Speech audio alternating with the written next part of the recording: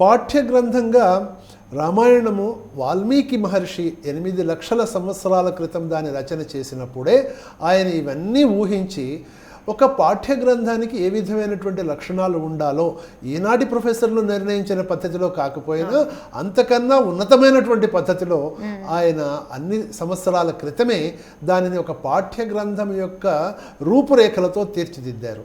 ఉదాహరణకి ఇందాకే మనం చెప్పుకున్నాం, మొదట శీర్షిక ఉండాలి అని. శ్రీమద్ రామాయణము అనేటువంటిది శీర్షిక, వాల్మీకి విరచితము అనేటువంటిది దాని యొక్క రైటర్ ఆథర్ యొక్క పేరు ఈ విధంగా ఉంటుంది.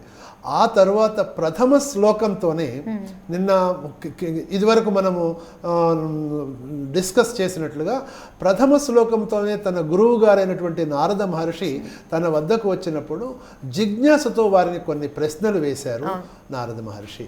ఆ ప్రశ్నలకు సమాధానంగా 100 శ్లోకాలలో మొత్తం రామాయణాన్ని శతశ్లోకి అంటే ఈ శతశ్లోకి రామాయణము మనకి సబ్జెక్ట్ మ్యాటర్ ఒక పెద్ద నవల లేకపోతే ఒక పెద్ద రిఫరెన్స్ బుక్ 24,000 శ్లోకాల రిఫరెన్స్ బుక్కి 24,000 శ్లోకాలలో ఏముందో సూక్ష్మంగా 100 శ్లోకాలలో మనకి అందివ్వటం.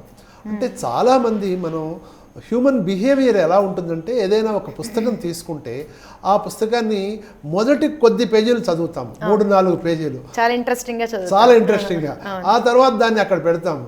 అలాగే అది అలాగ ఉంటుంది. మళ్ళీ ఎప్పుడో అవసరం వచ్చినప్పుడు ఎప్పుడో తీస్తాము, దాని మీద దుమ్ము పేరుకుని దాన్ని ఎప్పుడో దొలపడం కోసం తీసినప్పుడు మళ్ళీ దాన్ని కొంచెం చూస్తూ ఉంటాము. ఈ విధంగా మొదటి కొద్ది పేజీలు అందరూ చదువుతారు.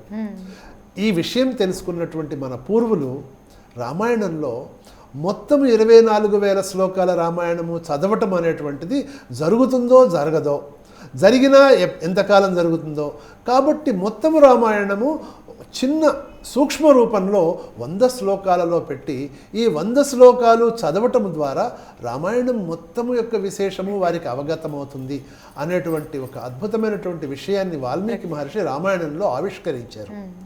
తద్వారా ప్రారంభించినటువంటి ప్రతివారు కూడా బాలకాండలోని మొట్టమొదటి సర్గ తప్పకుండా చదువుతారు. ఆ మొదటి సర్గలోనే 100 శ్లోకాలు సారాంశము. ఇంతకన్నా ఇంకా సూటిగా ఈ 100 శ్లోకాల సారాంశము కూడా ఇంకా తక్కువ చేయటం మనకు కనిపిస్తుంది.